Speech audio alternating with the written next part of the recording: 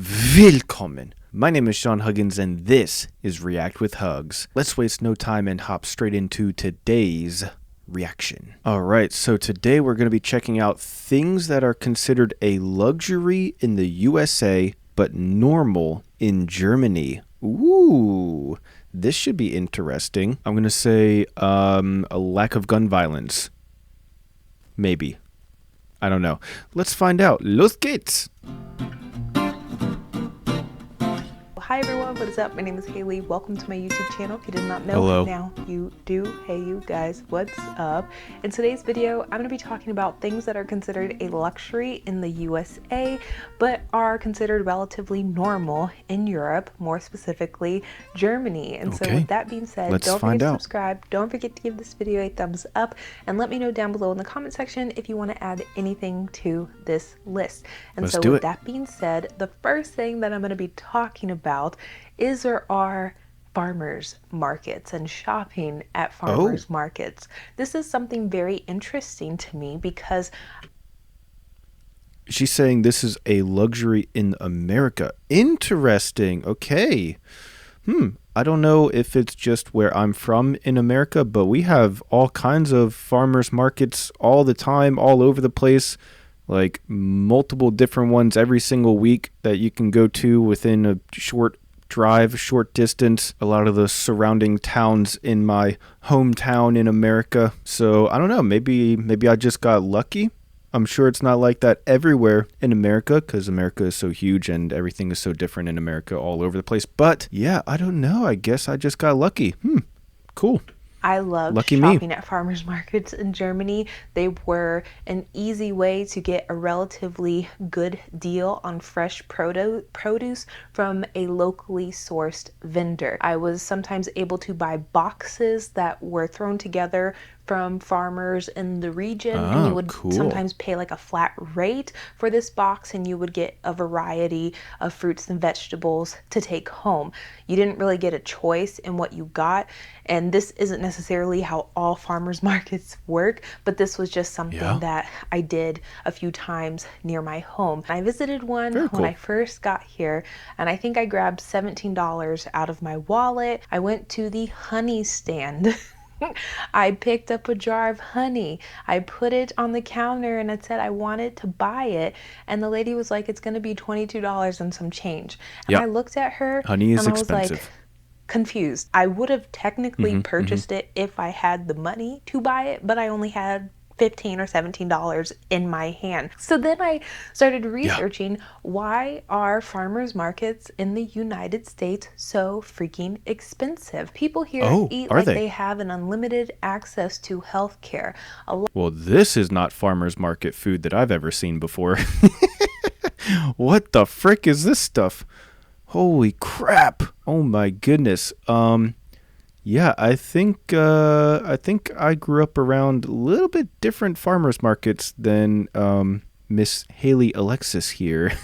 What the frick? A lot of people in the USA, this is a stereotype, but it is unfortunately very true, eat really crappy due to how expensive fresh produce is. And what I mean by this is that the families you see eating fresh salads and fresh vegetables and fresh fruits every day in their household generally have a lot more disposable income than the average American.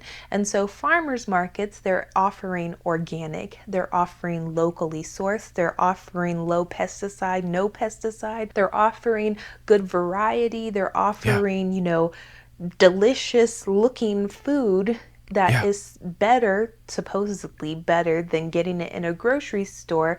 And so they're able to slap a hefty price tag on it. And it's due to the society that we live in. Because that is definitely very common in America. If you look for healthy foods, a lot of the times it's more expensive, but a lot of the times it's not more expensive. You just need to know where to shop, you know? In Germany, people expect to have decent meals. They expect to have fruits and vegetables. They expect to have these things at a relatively affordable price. And if people were having to pay $22 for honey, they would probably protest. So the next thing that is well, you just got to buy your honey from somewhere else if it's $22. That's what I would do. I would just I'll buy it from somewhere else. Yeah, Considered that's what I would do. relatively normal in Germany, What's but seen next? as a luxury in the USA, is when you eat off of normal plates that are not made out of paper. And if you Huh? guys have followed me for a while and watched What? any of my videos regarding reverse culture shocks here in the What? USA, you would know that paper plates somehow make their way, sprinkle their way into every video that I make. And I don't know why Oh this yeah. irks my nerves. I don't know why it bothers me so much, but I just find paper plates to be so excessive and wasteful. I had someone come over for dinner once and Okay. I served them on my real plates. I don't even own paper plates in this house. And they were like, oh, Yeah. pulling out all the stops for me, I see. And I was like, what do they mean by that? And it didn't like register in my It was probably a joke. Let's continue. brain that they were referring to me using my real plates and not paper plates. I know that Yeah. eating from a plate is something that should be automatic and normal when you are consuming food. I know that there are people from the USA that will argue and say that it saves money and it saves time. And my counter argument is that It could save time. I'm not sure if it saves money or not. Probably wouldn't. Probably wouldn't save money. In some scenarios, probably saves time. But for me, I've only really used paper plates most of the time when it's just like a party or something like that, like a cookout or like something. That's like 99% of the time, like a party type of situation. But like I said, America is a gigantic country, so I'm sure there are a great many number of people out there that only use paper plates. I just personally, I don't know them. I don't know those people, but I'm sure they're out there for sure. there are dish sets at Goodwill for $5 to $10 for a whole set: pots, Ooh, pans, plates, bowls, utensils, spoons, forks, knives, everything included. You could get a whole kitchen set for under $20 at Goodwill that could last you for years. So the next thing that is yeah. considered a luxury in the USA but is Ooh, relatively what's normal next? in Germany is the bread. And y'all, oh my gosh, do Oh, the German bread. If you guys have watched the channel at all, you know that I'm not a big bread person. So I don't know what is like good bread and what is not good bread, you know? Like it's all bread to me, unfortunately. I wish I had the bread palette, but I just don't. I don't know. It's all bread to me. But this is something that everybody says that the German bread is really good, and we don't have nearly as many bakeries in America as we do in Germany, because in Germany, of course, there's a bakery every half a kilometer. There's another bakery in Germany, and in America you have to go to maybe some of the bigger stores, like a Kaufland type of place sometimes has fresh baked bread. They have a little bakery section, or maybe the town or a city might have some, a couple little handful of bakeries around town. But it's definitely nothing like Germany where there's just bakeries everywhere. So if you're a big bread person, then yeah, that sucks. I feel for you. I feel for you.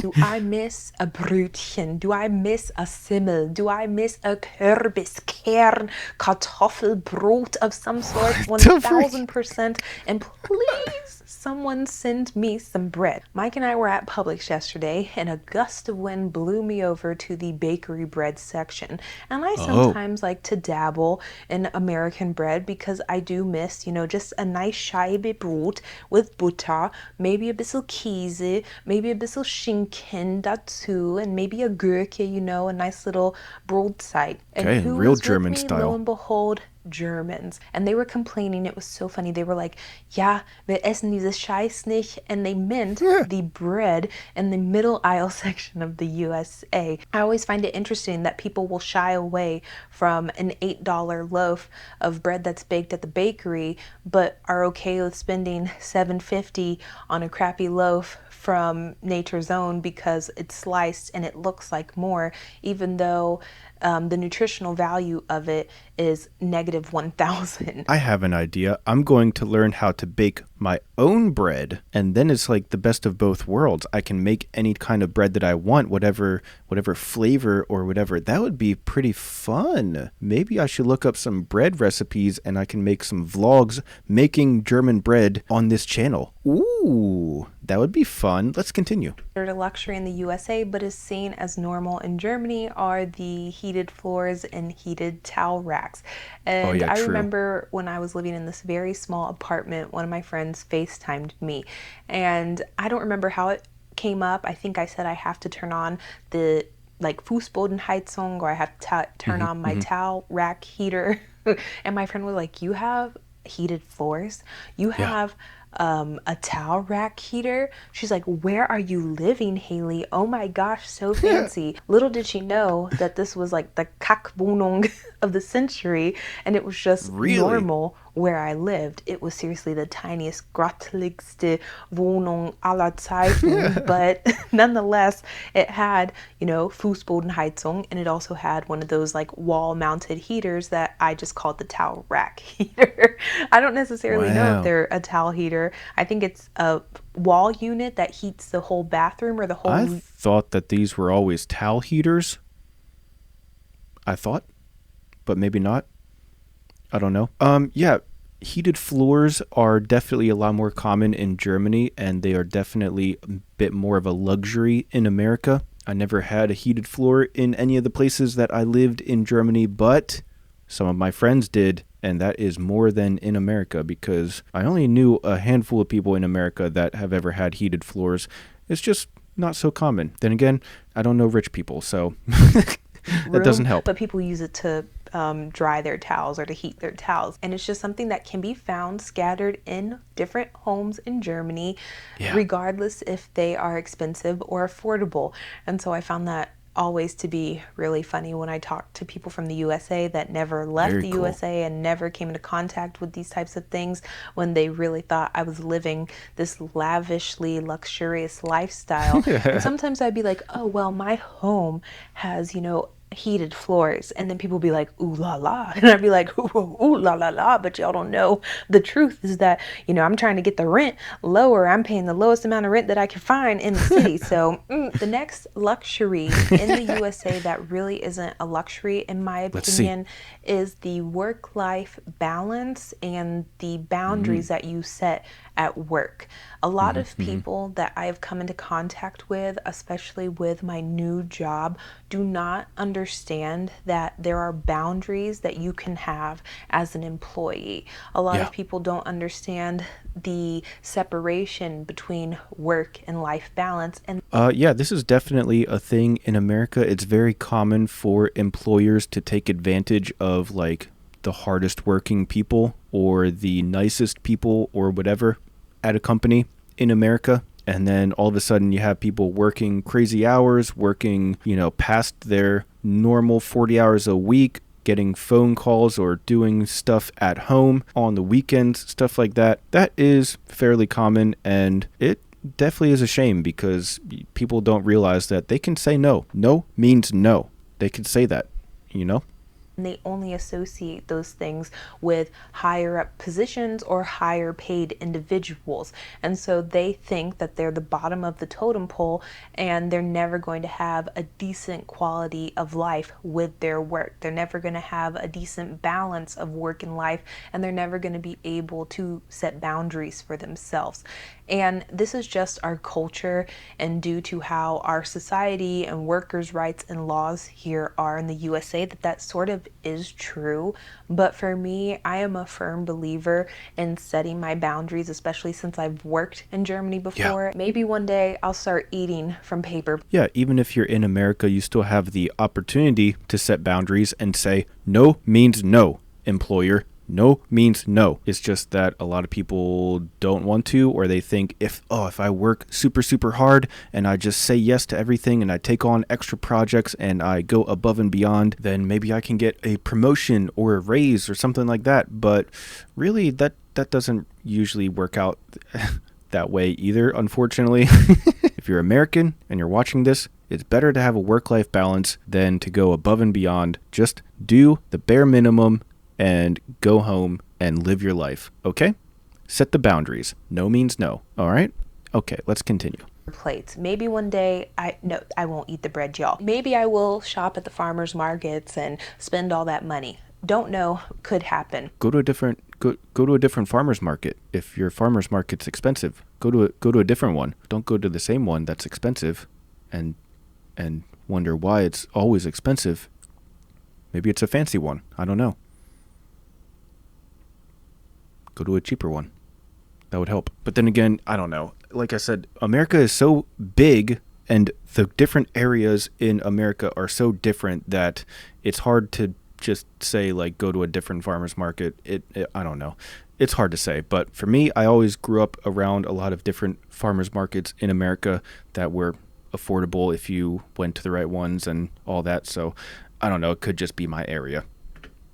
But what I will not do is allow myself to be taken advantage of as some people allow themselves in the USA by a corporation. Yeah, you always have to put yourself first. You can need a job, want a job, love your job, but you also have to love yourself, need yourself, and want yourself. And so in order to do that, there needs to be a clear separation. And what I see is that a lot of people are not able to do that due to how toxic our work culture is. And like I stated earlier, a lot of people don't believe that they are entitled to like just basic human workers' rights due to the simple fact that they aren't a higher position. And I'm like, no, you are a human. You are working, you are volunteering your precious limited time to a company, and you need to get something out of it aside from a shitty ass paycheck. The last and final thing that I'm going to be talking about sort of ties into the work-life balance and boundary point, but it is that in the USA, it is sometimes seen as a luxury to have access to healthcare or taking care of yourself.